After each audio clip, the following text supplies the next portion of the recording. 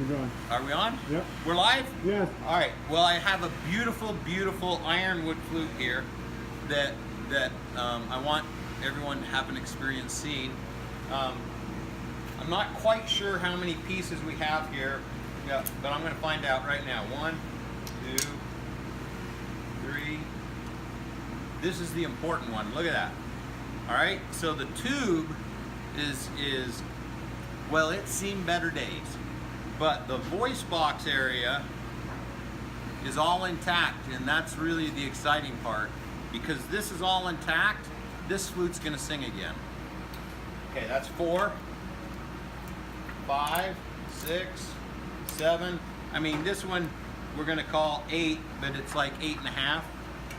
And I haven't opened this up yet. And while I'm doing this, I gotta tell you the story of this flute because it's got a really cool story. The guy who owns this flute called me up and he says, Brent, I can't believe it. I had a flute gifted to me by a really dear friend and it's just awesome. And he's right, this is an awesome flute. I know this flute. And he says, I'm just like, I'm beside myself. I set it on my car. My family was moving down to New Mexico. I was in Montana and I had it on my car, I guess at this place, I think. And we went down the road and I didn't have the flute and I realized I lost my flute. And he says, I'm really, really bummed and disappointed. You got something in that key for me. And I happened to have a Phoenix flute at the time and he really thought the renewal flute, and he thought, oh, the renewal flute, this is perfect. You know, Phoenix, rise from the ashes and all that. So, this doesn't look good. Anyways, so he ordered that flute up, got the new flute, was really, really excited about the new flute and happy with it. And in the meantime, like maybe a day or two later, I get a call from a gal, and this gal says, I found a flute, and it was in a bag with your Wood Sounds logo on it, but it's in a lot of pieces, I can tell. And I said, where'd you find it? And she told me outside of such and such a place, Montana. And I'm like, I know whose flute that is. And I said, let me get a hold of him and just make sure that's his flute. There's a good chance we might be able to fix it. So I don't think she believed me that we could fix it. And I can see why she was so doubtful. There's many pieces in here that are going to be critical to repairing this instrument. But these ones here, these end caps, those are going away. We're just going to probably get rid of those, and we're going to probably reconstruct the bottom end of the flute, because what we were up to 8, 9, 10, 11, 12, 13, 14. That's a ring. We'll get rid of that. We won't even count that. 15, 16. 17, 18, 19, yeah, those little 20 and 21, those would be important. 22, 23, 24, some of this dust, you know, we may or may not use. 25, okay, you know, I think it's safe to say there's over 30 pieces in here, considering all the dust. Wouldn't you agree? So, now I'm gonna go ahead and start putting all this together, but here's a cool part of the story. At least it was cool to me. I thought it was really awesome. So this gal gets him back his flute and he sends it to me in hopes that we'll be able to repair it, which I'm confident we're going to be able to repair it. And then I get this order from somebody up in Montana, and it's her husband. I thought, that is so cool.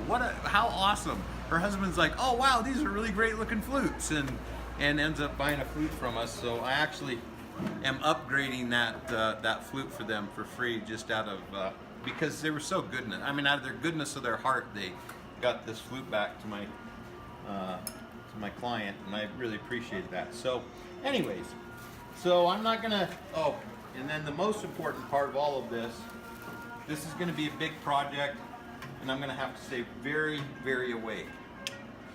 See y'all later. Well, I have the flute sanded. I got to make the end cap. I kind of screwed up a little bit, as I had a couple of pieces on the end that were not actually glued in place when I went to cut this end square in preparation of putting the mouth or the end cap on it. so I had to create a piece of cocobolo inlay here. Tried to choose some dark wood, but it's really hard to match a wood like this. And then there's another piece of inlay right here of cocobolo. And other than that, this flute is, I mean, I could put this totem on this flute right now and play it, and it'd be just fine. So a little more sanding, a little more work, and we'll put some finish on it and end cap, and we'll be done. Well, it's late in the evening, but I finished repairing that flute that was all broken. You'll remember this entire tube was broken in many pieces. That little orange piece down near the right there, behind the tuning hole, is a piece of wood that I lost and had to inlay. And then there's a little piece right there coming up out of the inlay that's bright orange. That is another inlay of cocobolo. Taken in as a whole, though, the you know, if it weren't for those two pieces, you would not be able to tell that this flute had ever been broken. Well, maybe I could. Maybe. It'd be hard pressed, though, to be honest. Anyways, kind of cool. I guess the whole point of this video is that when you buy a beautiful flute from Wood Sounds, you're not just getting the beautiful flute, but you're getting a guarantee that if anything should happen to it, even if you accidentally leave your flute on the back of your car and it gets ran over, as long as I can get it put together, by golly, I'll do that for you.